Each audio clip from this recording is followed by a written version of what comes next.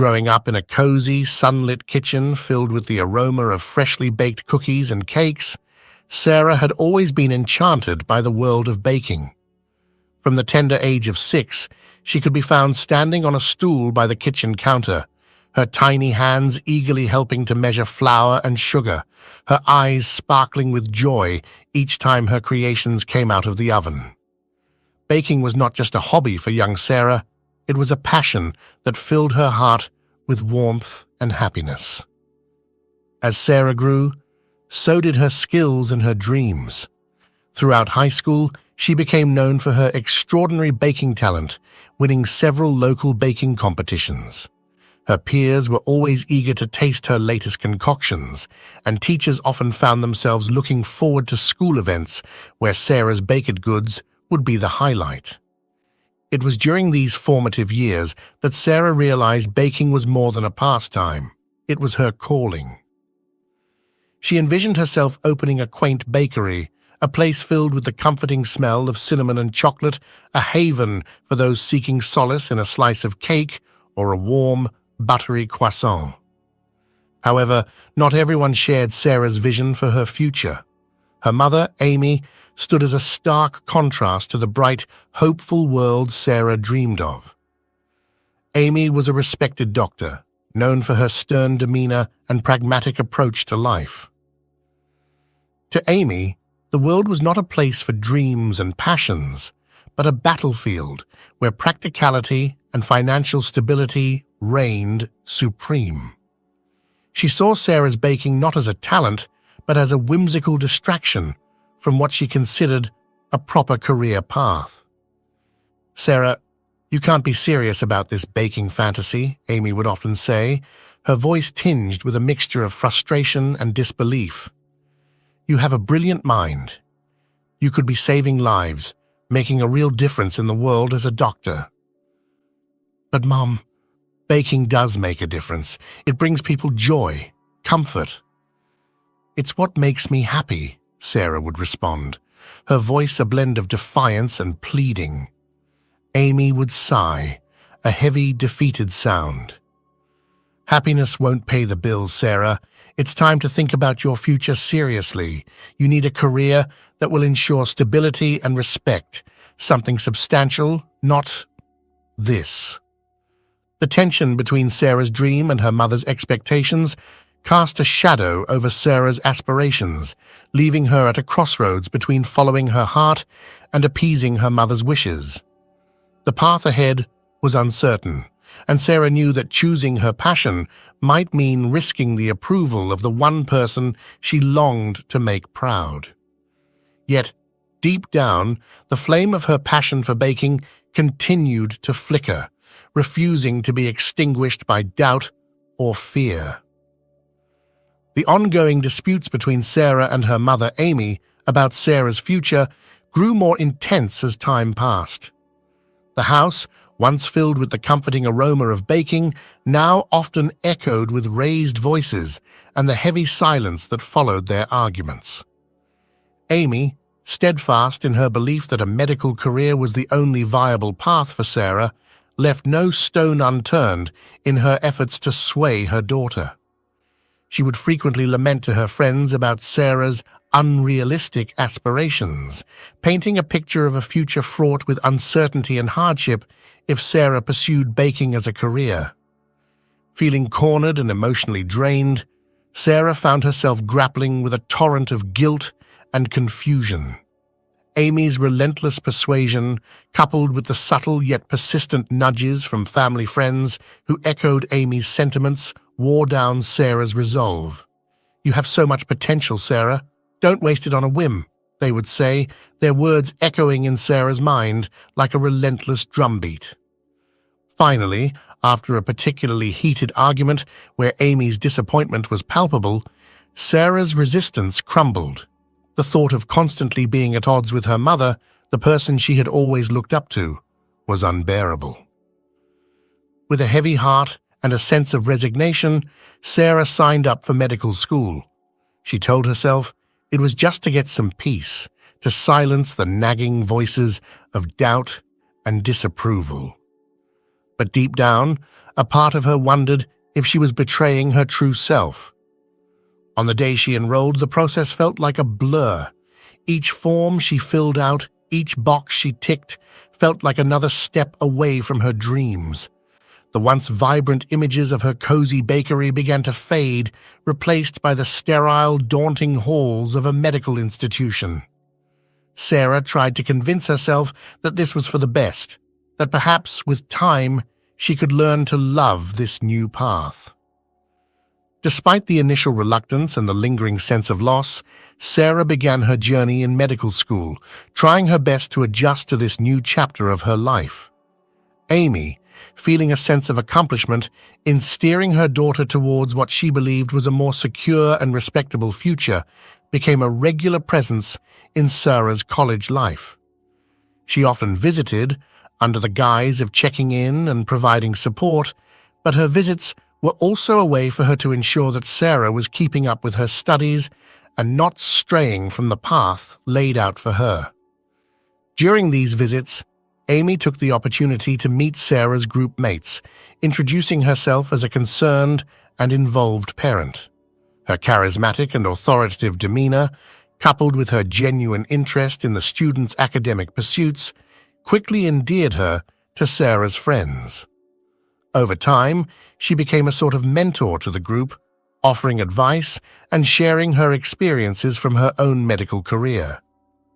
Her stories of late-night study sessions, challenging cases, and the satisfaction of saving lives painted a compelling picture of the medical profession, further cementing her influence over Sarah and her peers. Sarah's friends, impressed by Amy's accomplishments and grateful for her guidance, often spoke highly of her, reinforcing Amy's presence in Sarah's college life. Sarah's relationship with her group mates took a complex turn as they began to secretly report back to Amy about Sarah's progress and well-being. This development, though rooted in their respect and admiration for Amy, inadvertently created an invisible network of surveillance around Sarah. Her peers, believing they were acting in her best interest, would share updates with Amy, discussing Sarah's grades, her participation in group projects, and her overall adjustment to the rigorous demands of medical school. "Hey, Amy, just wanted to let you know Sarah did really well on the last exam.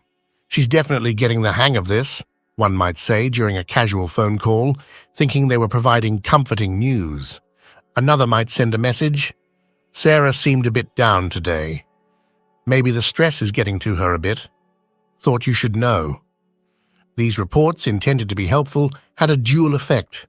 On one hand, they kept Amy informed about Sarah's academic journey, allowing her to feel involved and somewhat in control of the situation, reinforcing her belief that her intervention had set Sarah on the right path. On the other hand, they placed Sarah under a microscope, scrutinizing her every move and feeding into the pressure she felt to meet her mother's expectations. During one of her routine visits to the college, Amy decided to broach a new subject with Sarah. They sat in Sarah's modest, somewhat cluttered student apartment, surrounded by medical textbooks and notes. The conversation, which began with the usual discussions about classes and Sarah's well-being, took an unexpected turn when Amy brought up Mike, one of Sarah's group mates. "Sarah, I've been talking to your friends, and I really think you should spend more time with Mike. He's such a bright and dedicated student," Amy began, her tone casual, yet laced with a hint of intent. Sarah, caught off guard, furrowed her brows slightly. "Mike? Yeah, he's great in the group projects, very reliable. But why do you say that?" Amy smiled, leaning in as if to share a secret.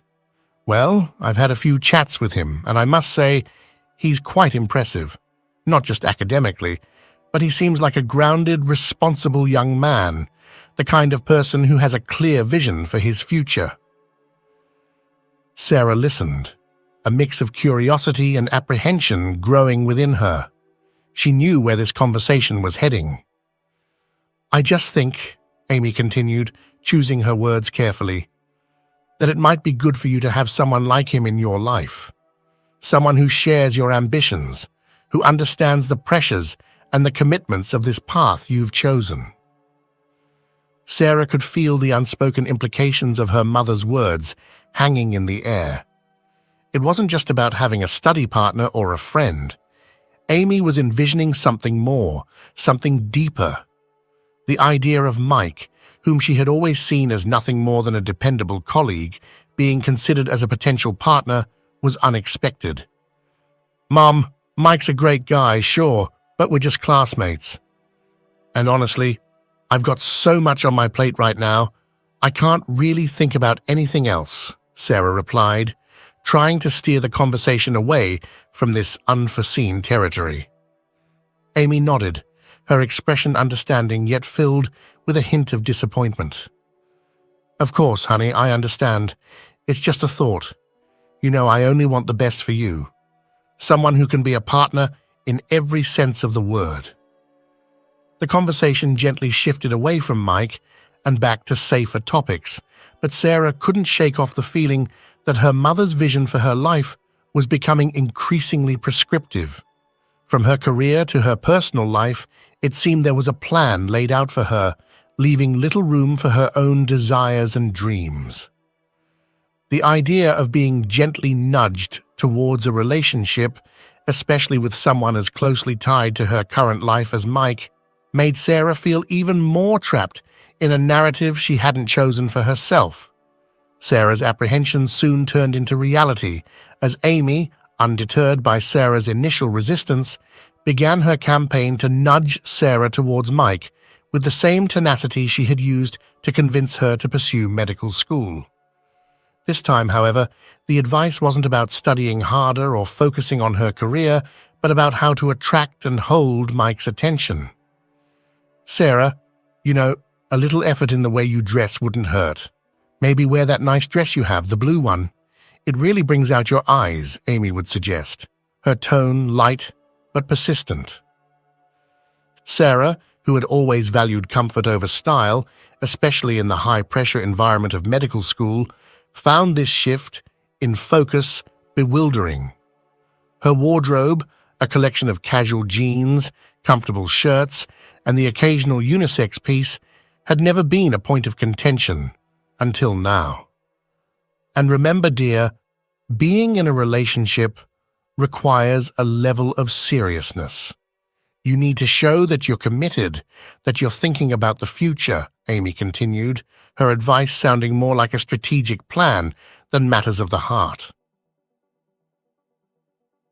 Despite Sarah's protest that she was not interested in dating, especially someone from her study group like Mike, Amy's words were like a constant, unyielding stream, wearing down Sarah's resolve. Sarah couldn't help but recall the last time she had been swayed by her mother's persistent persuasions, which had led her to a career path she hadn't chosen for herself. The parallel between the two situations was stark and unsettling. Feeling cornered and exhausted by the relentless advice and the looming fear of disappointing her mother yet again, Sarah reluctantly agreed to go on a date with Mike. The decision felt like a concession, a way to pacify her mother's insistent visions for her life, rather than a step taken out of genuine interest or desire. The day of the date, Sarah stood in front of her mirror, dressed in the blue dress Amy had recommended, feeling out of place and uncertain. The reflection staring back at her seemed like a stranger, someone playing a role rather than living her own truth. As she left for the date, a sense of resignation hung over her, a silent acknowledgement of the compromises she was making in an attempt to navigate the complex web of expectations and aspirations that defined her relationship with her mother. The aftermath of Sarah's first date with Mike left her feeling more disconnected and disheartened than she had anticipated. Throughout the evening, she had tried to engage, to find common ground beyond their shared academic pursuits, but the spark that one might hope to find on a date was conspicuously absent. The conversation, while pleasant, felt forced and superficial, underscoring the vast gulf between participating in a group project and sharing a romantic connection. Returning home, Sarah's mind was a whirlwind of emotions. Amy's romanticized talks of love and passion felt alien to Sarah's current experience. The concept of love, with its depths and complexities, was something Sarah had never truly explored. Her focus had always been on her personal aspirations and the ongoing struggle to meet her mother's expectations, leaving little room for romantic endeavors. The idea of forcing a connection, especially under the weight of her mother's expectations, felt wrong on a fundamental level. Sarah sat hunched over her desk, the soft glow of the desk lamp casting long shadows across the room. The night outside was cloaked in a veil of mist and drizzle, the kind of weather that usually comforted her, making the world outside match her internal state of mind. The clock ticked past midnight, and Sarah's eyes flitted between the lines of her paper and the rain-speckled window. The words on the screen seemed to blur, blending into an indistinct mass of letters. Despite the fatigue that weighed on her eyelids, a restless energy buzzed beneath her skin, an undercurrent of anxiety that refused to be stilled. Just as she was teetering on the edge of sleep, her phone buzzed, shattering the silence and jolting her back to reality. The screen illuminated the dark room with a harsh light, the word "Mom" flashing ominously. With a sense of foreboding, Sarah reached for the phone, her heart racing. "Hello?" she answered, her voice barely above a whisper. The voice that greeted her was not her mother's. It was a man's, calm and gentle, yet it carried the weight of unwelcome news. "Is this Sarah? Sarah, this is Dr. Evans.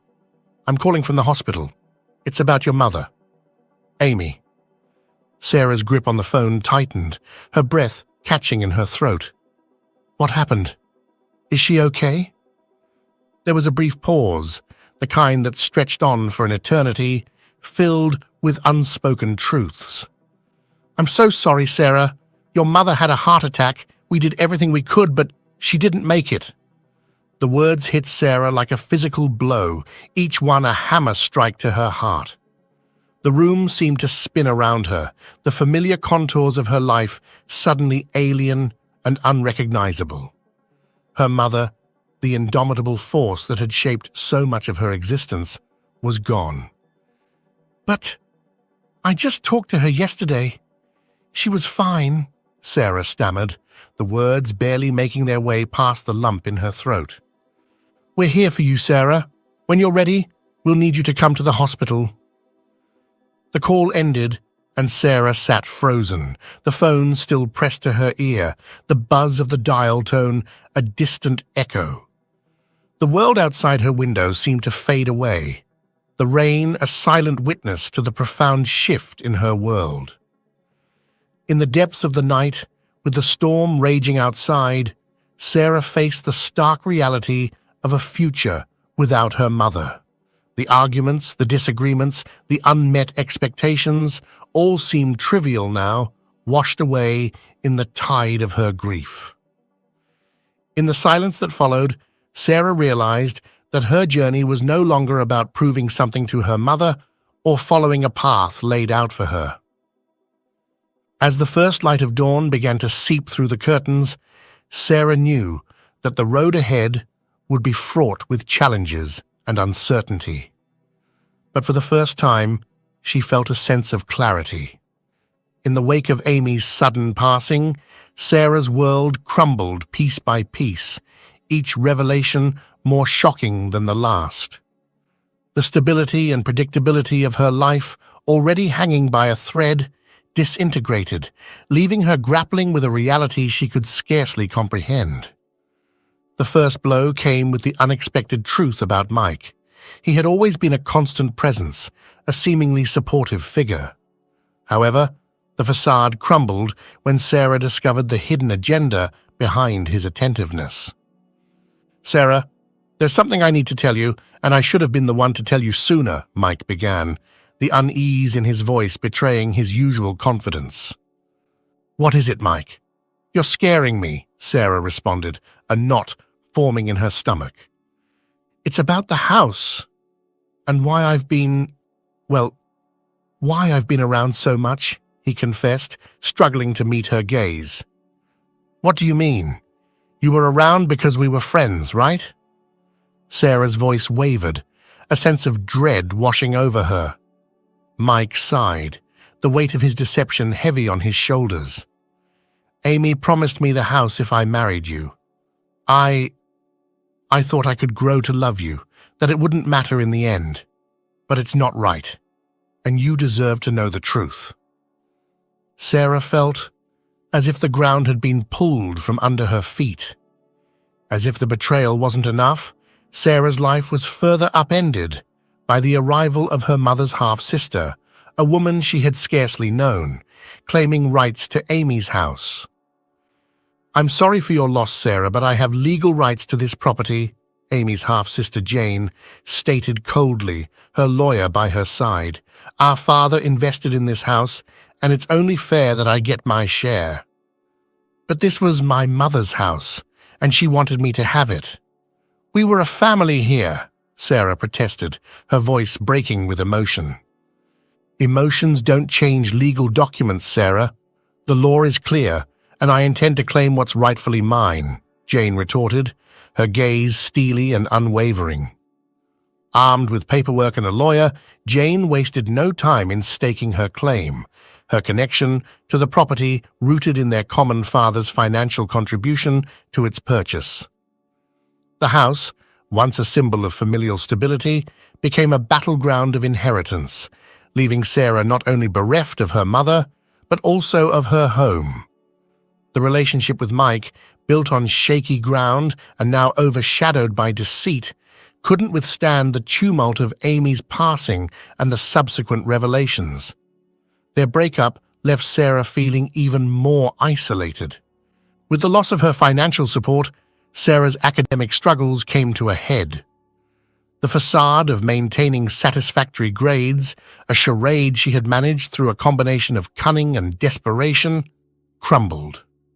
Exposed and unable to meet the demands of her medical program, Sarah found herself ousted, her dreams of appeasing her mother's ambitions, or perhaps finding her own path within them, dashed.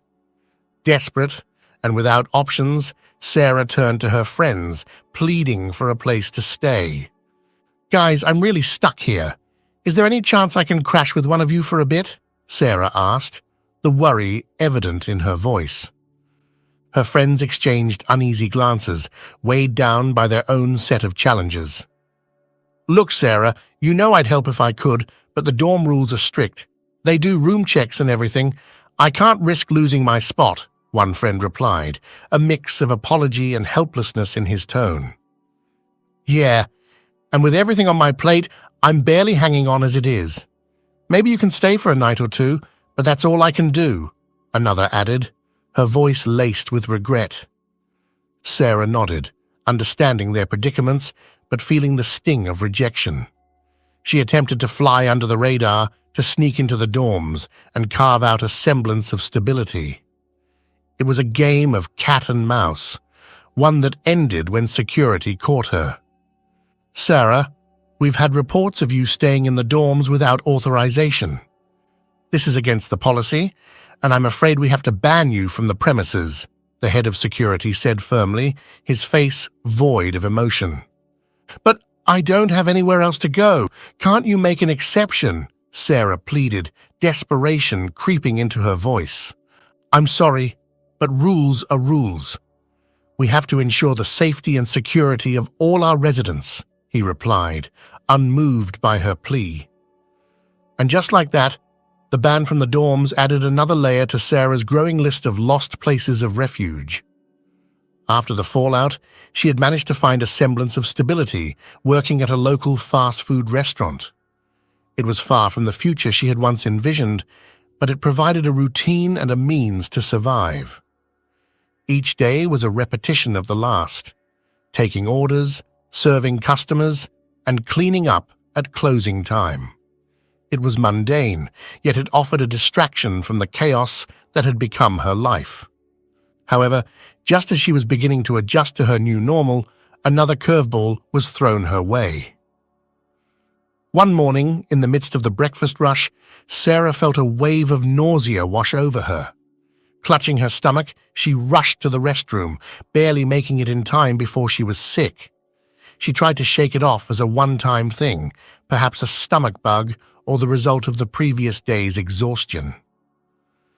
Her fears were confirmed a few days later when a pregnancy test showed two distinct lines. The reality of her situation hit her like a ton of bricks. Pregnant, jobless, and alone, the weight of her circumstances threatened to crush her.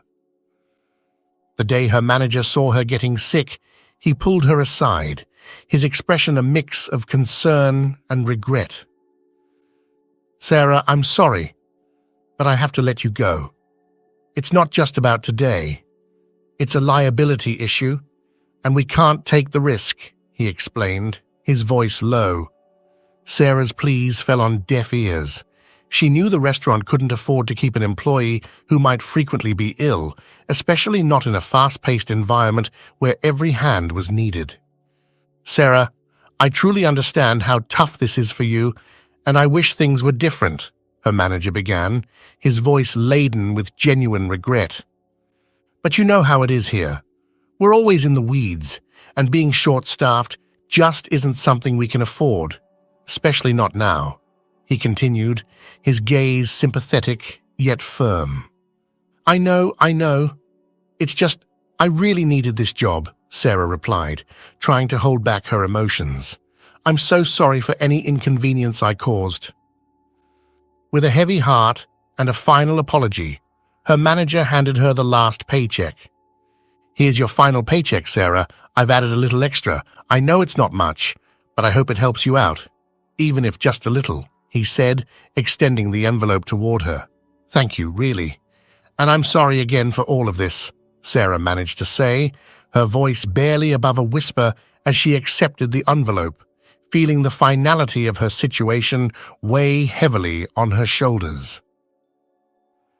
Now, standing outside the cheap motel where she had spent her last dollars, Sarah felt the full weight of her isolation. The bustling streets seemed to close in around her, the noise of the city a stark contrast to the silence of her despair. With her belongings in a worn-out bag and the knowledge of the life growing inside her, Sarah felt both protective and utterly terrified. As Sarah wandered the streets, lost in thought and weighed down by her own troubles, she almost didn't notice the small figure ambling along the sidewalk. It was a little boy, no more than 3 years old, walking with the aimless determination that only a child can muster. Sarah looked around, expecting to see a parent or guardian in close pursuit, but the street was eerily devoid of anyone who seemed connected to the child. "Hey there, little guy," Sarah approached cautiously, not wanting to scare him. "What are you doing out here all by yourself?" she asked, her voice gentle. The boy looked up at her with wide, innocent eyes and simply stated, "Walking." Sarah's heart clenched at the simplicity of his answer. Kneeling down to his level, she took his tiny hand in hers, a protective instinct kicking in. "Can you show me where you live?" she asked, trying to mask her concern. The boy nodded, his hand gripping hers as he pointed vaguely down the street. As they walked, Sarah's mind raced. How could a child so young be left to wander alone? The situation felt surreal, a strange interlude in the midst of her own personal crisis. Yet, as they moved forward together, Sarah felt a flicker of purpose. Walking hand in hand with the little boy, Sarah navigated through the dimly lit streets until they reached a residential area. The boy's pace quickened as they approached a particular house, his small finger pointing confidently. "There," he said. Sarah hesitated for a moment before approaching the door, her heart pounding with apprehension. She knocked. The door swung open, and a woman appeared, shrouded in a haze of cigarette smoke that billowed out into the cool air. Her hair was disheveled, her expression one of mild annoyance rather than concern. as the boy rushed to hug her leg, exclaiming, "Mummy!" The woman's gaze remained fixed on Sarah, unblinking and unsettling. After a moment that felt like an eternity, she finally spoke, her voice tinged with indifference. "Yeah? What do you want?" Sarah stood there, dumbfounded by the woman's nonchalance. The situation, which had seemed so urgent and fraught with worry, was met with a casual dismissal that left Sarah reeling. "What do you mean? Your child was out there in the middle of the street all on his own." She couldn't help but let out a nervous, almost hysterical laugh, shocked by the mother's indifferent demeanor.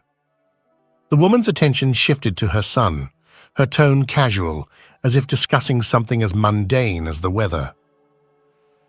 "Were you really?" she asked, to which the boy, oblivious to the gravity of the situation, nodded enthusiastically, a bright smile on his face. "Yes."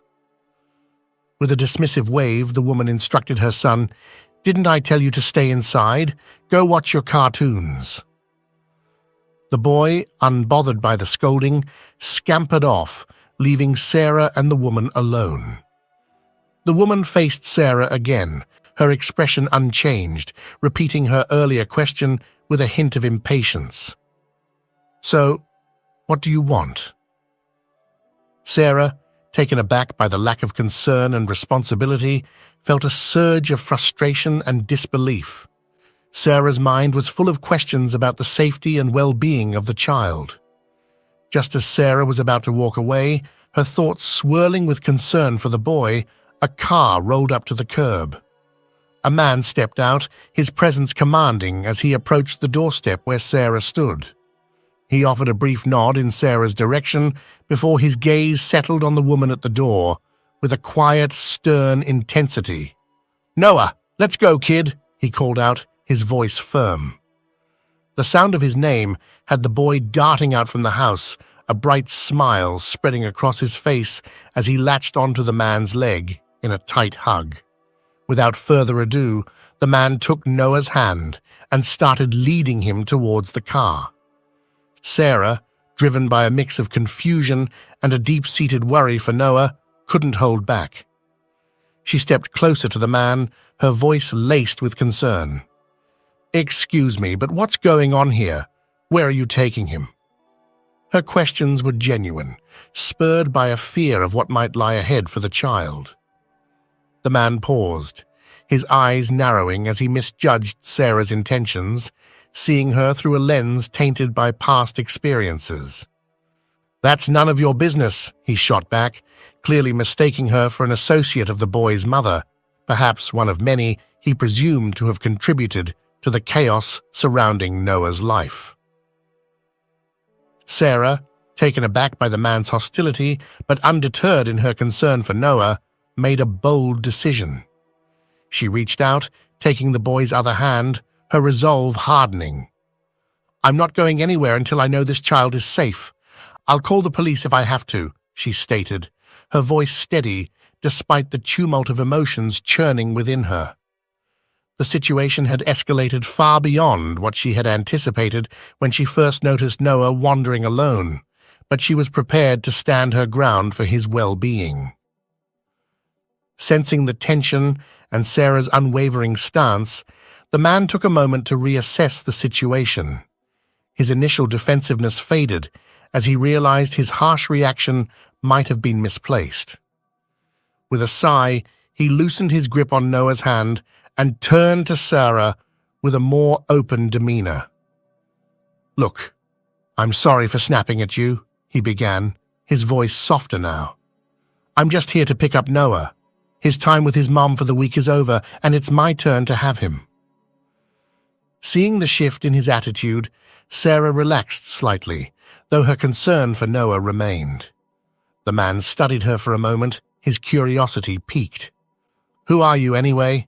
he asked, genuinely wanting to understand the stranger who had taken such an interest in his son. Sarah took a deep breath, her mind still reeling from the day's unexpected events. "I'm nobody, really. I was just walking by when I noticed Noah, all alone on the street. It worried me, she explained, her voice tinged with the residual worry of finding a child unattended.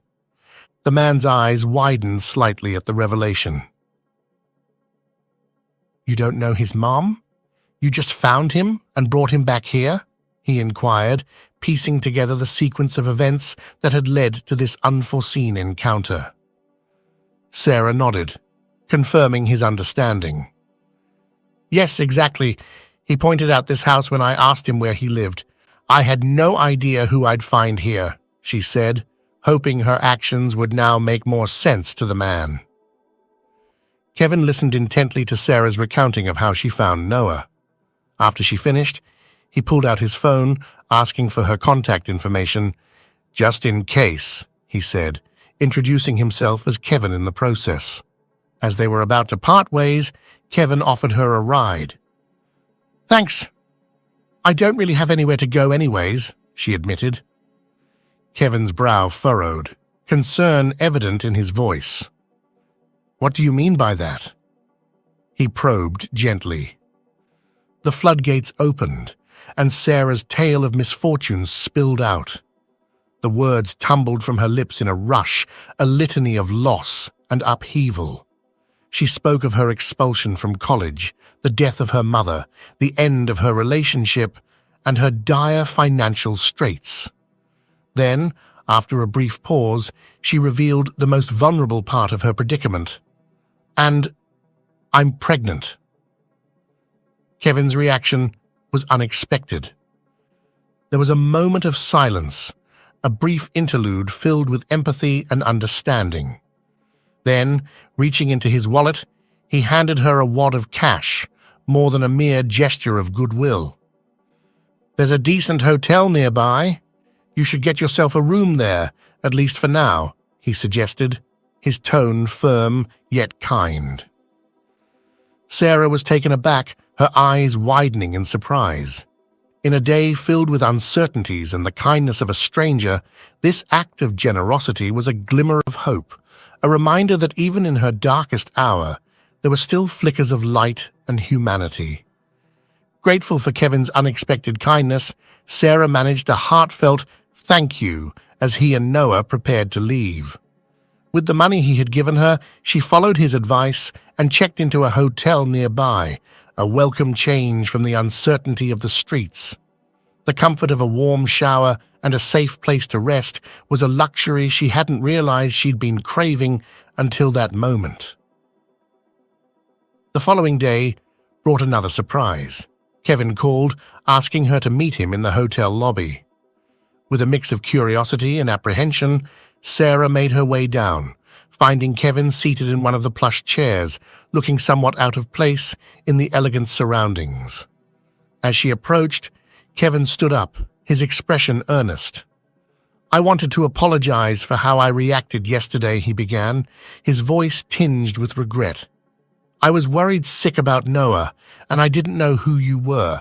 I thought you might have been one of Laura's friends, he explained, referring to his ex-wife. The sincerity in his apology and the clear concern he had for his son painted a picture of a man caught in the complexities of co-parenting and the aftermath of a difficult relationship. As they sat in the quiet of the hotel lobby, Kevin began to open up about his past. Laura and I met at this private party my company's partners threw. It was one of those fancy, over-the-top events, he started, a faint smile playing on his lips at the memory. We hit it off pretty quickly, and things moved fast from there. Before I knew it, we were married, and then Noah came along. He paused, his expression clouding over as he reached the turning point of his tale. For a while, everything seemed perfect, like something out of a storybook. But then, one day, everything changed. Kevin's voice dropped to almost a whisper, the pain of the memory evident. I found Laura at my best friend's house under circumstances I just couldn't overlook. It was a betrayal that cut deep, not just because of her, but because it involved someone I considered a brother. Kevin's unexpected visit to Hank's house started off as an innocuous surprise. With the casual familiarity of long-standing friends, Kevin knocked on the door, ready to catch up over an impromptu morning visit. When Hank opened the door, his surprise was evident, his wide eyes betraying a hint of panic under his casual demeanor. "What brings you here so early?" Hank managed to ask, his voice strained under the weight of hidden truths. Kevin, ever the joker, brushed off the awkwardness with a laugh. "Since when do I need an invitation to drop by, man? Come on, let me in," he said, his tone light and teasing. Hank's hesitance, however, was palpable. Clad in nothing but a bathrobe, he fumbled for excuses, claiming he needed time to get dressed and mentioning a special someone he had brought home.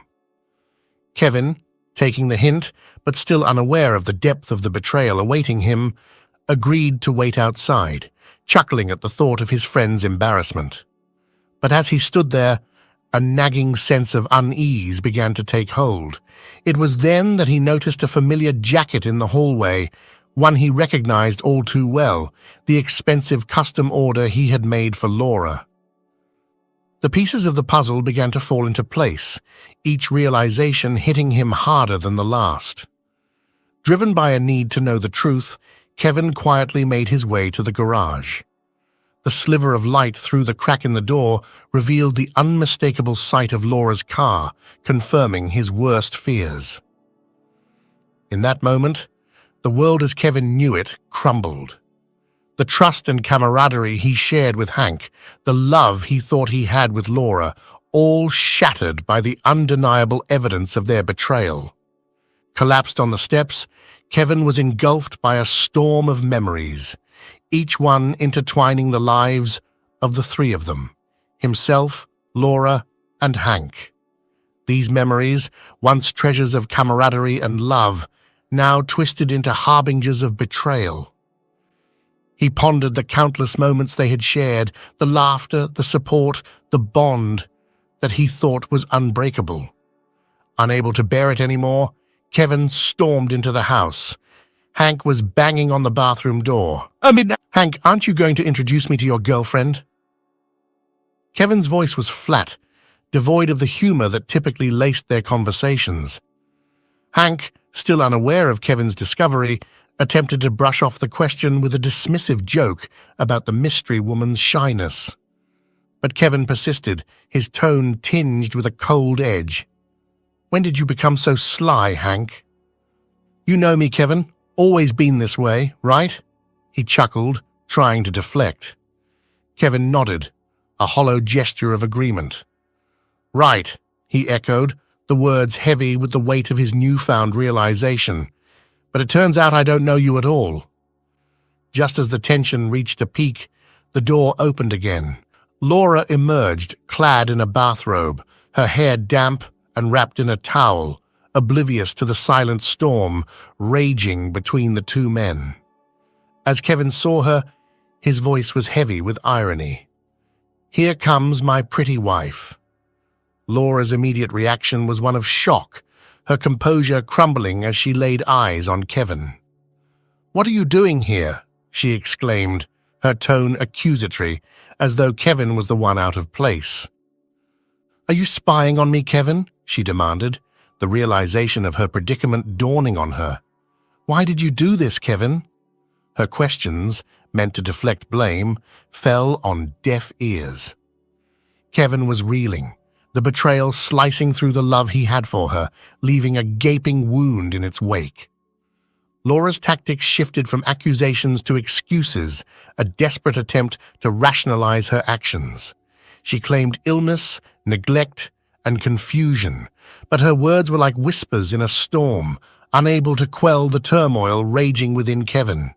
Then came the apologies, Laura's desperation tangible as she knelt, pleading for forgiveness not for her sake, but for Noah's.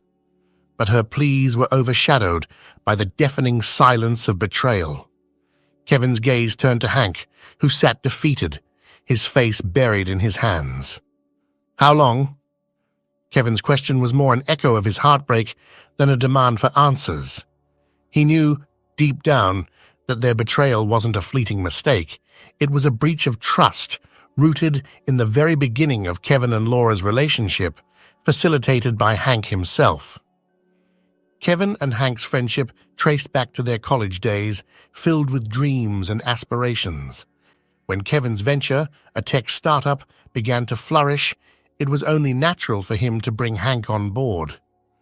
Hank, with his background in marketing and sales, seemed like the perfect fit to be Kevin's right-hand man, helping to navigate the company through the burgeoning market.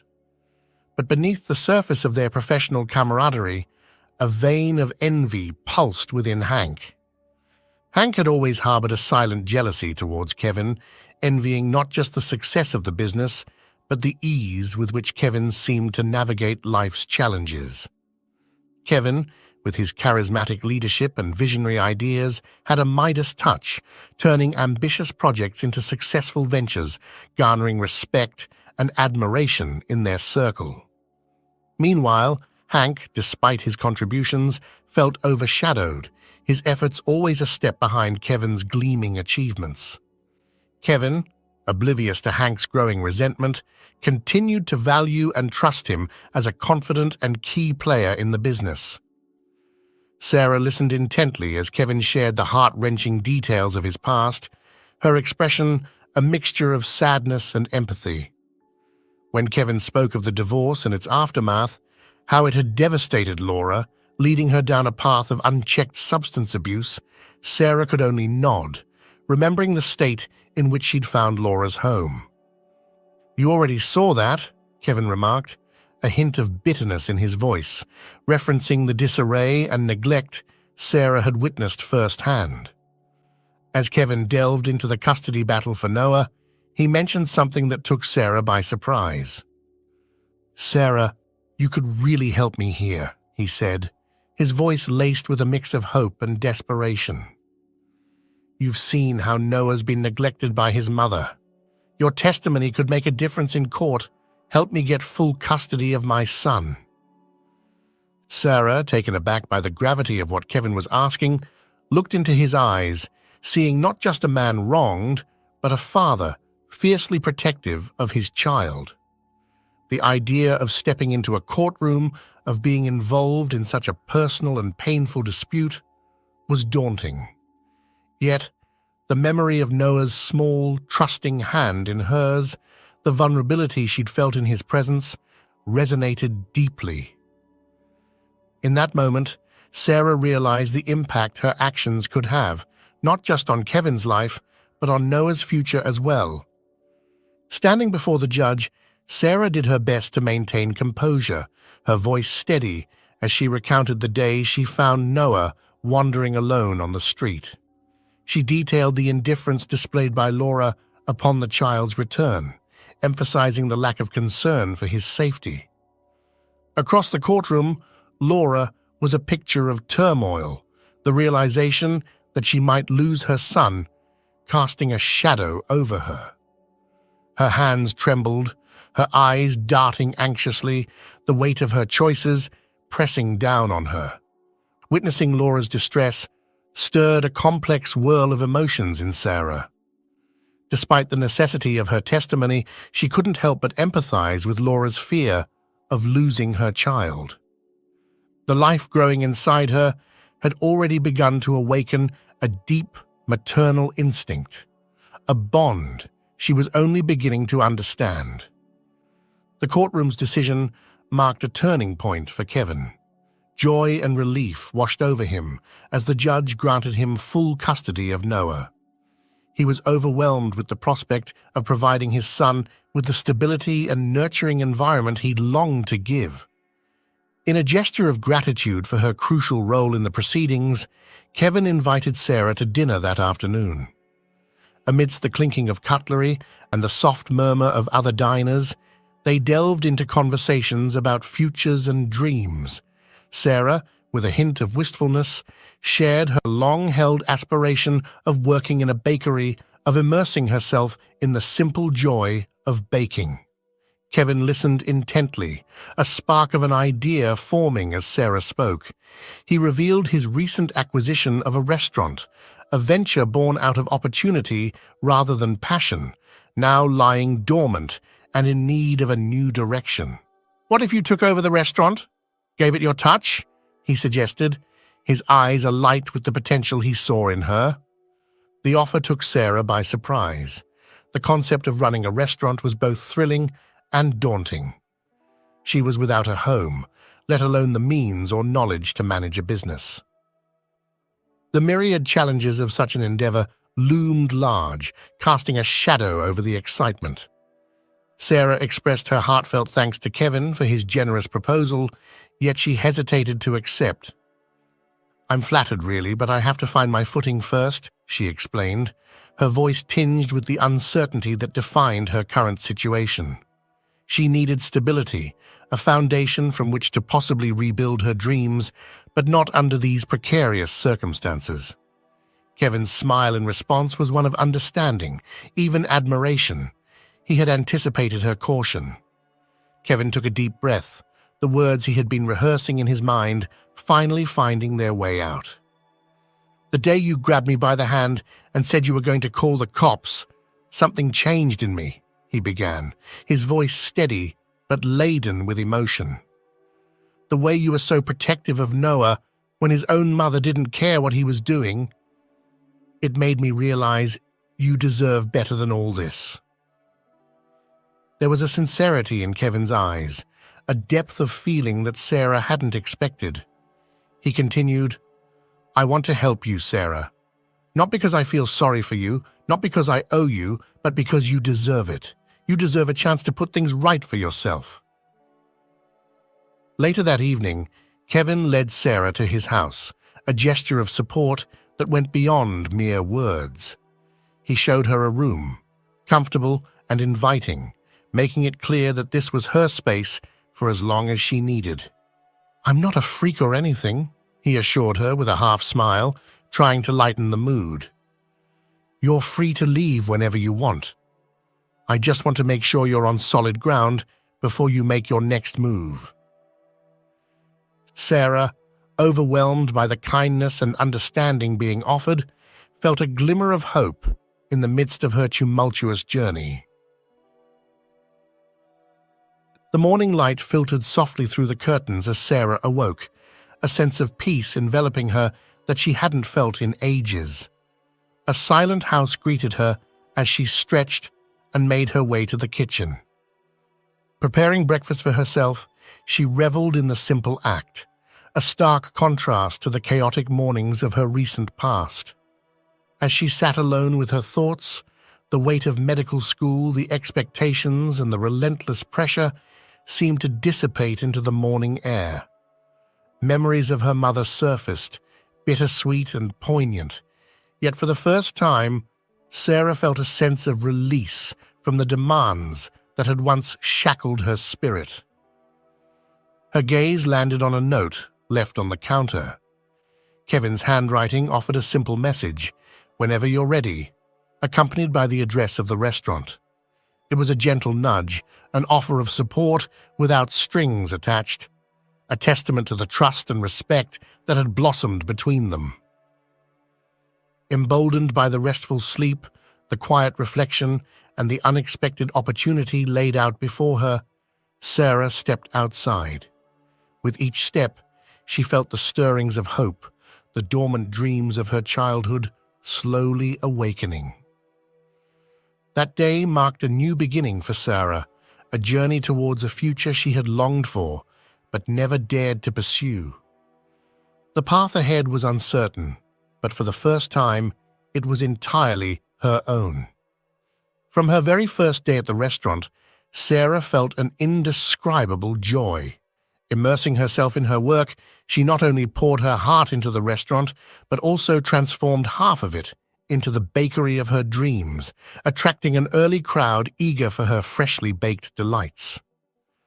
Pride swelled within her as she crafted sweets and cakes, her passion evident in every bite. Evenings became a cherished time for Sarah, spent with Noah and Kevin, forming a semblance of a family she hadn't anticipated. Noah, ever curious, filled their time with questions, his innocence bringing light and laughter. His inquiry about the baby, wondering if it was his sister, was met with a shared smile between Kevin and Sarah, an unspoken connection in the awkward yet tender moment. As time passed, the bakery, though a source of immense joy, started to compete with the pull she felt towards this makeshift family. The comfort of their company, the routine they had settled into, made the thought of leaving increasingly unbearable. The realization dawned on her, a shadow over her happiness, that this arrangement couldn't last forever. 5 months into her successful venture, Sarah broached the topic with Kevin, suggesting it was time for her to earn an official salary and find her own place, uncomfortable with the thought of imposing any longer. Kevin's reaction was one of silent surprise, a pang of unexpected sorrow at her words.